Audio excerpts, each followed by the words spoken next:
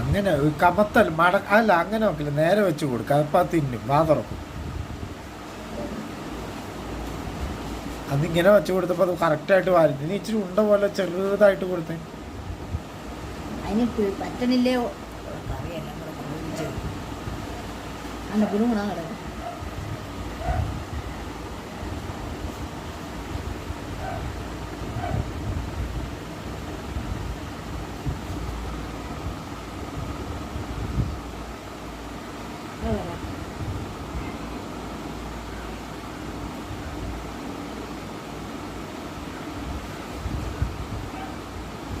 അതറ